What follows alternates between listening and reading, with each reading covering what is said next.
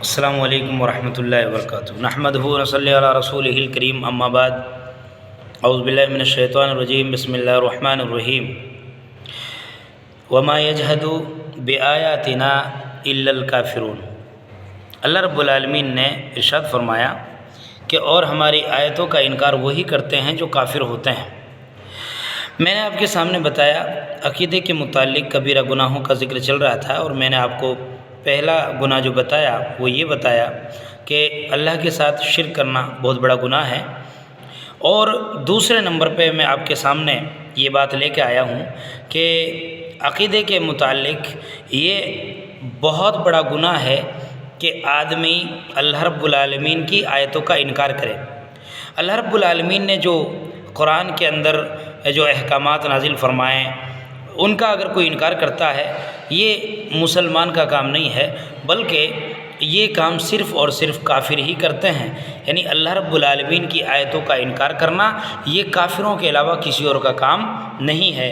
اسی لیے اللہ تعالیٰ نے فرمایا وما یجحد بآیاتنا الا الکافرون، یعنی ہماری آیتوں کا انکار وہی کرتے ہیں جو کافر ہوتے ہیں۔ مسلمان اللہ کی آیتوں کا انکار ہرگز نہیں کرتا۔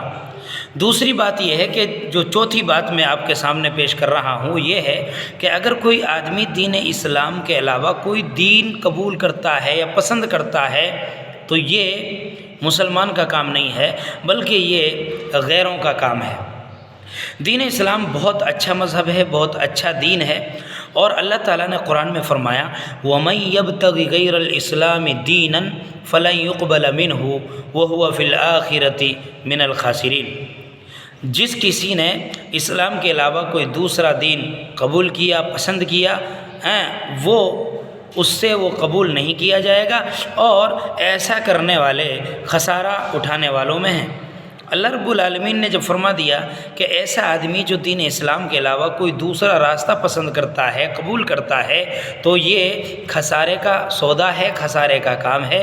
اگر آپ کو کامیاب ہونا ہے، آپ کو سیدھے راستے پہ چلتے ہوئے جنت کے راستے پہ جانا ہے، تو آپ صرف اللہ رب العالمین کے اس فرمان کو یاد رکھیں کہ ان الدین عند اللہ الاسلام، کہ اگر دین ہے اللہ کے نزدیک وہ صرف اور صرف دین اسلام ہے۔ اگر کوئی دین اسلام کو پسند کرتا ہے اپنے لیے اور اس پر عمل کرتا ہے وہی کامیاب ہوگا، ورنہ کامیابی نہیں ہے، ورنہ پھر آدمی خسارے میں چلا جائے گا۔ تو عقیدے کے متعلق جو گناہ ہیں وہ میں آپ کو بتا رہا ہوں، انشاءاللہ اگلے درس میں بھی کچھ گناہوں کو میں آپ کے سامنے پیش کروں گا۔ اللہ تعالی ہمیں سب کو ایسے گناہوں سے بچنے کی توفیق عطا فرمائے۔ السلام علیکم۔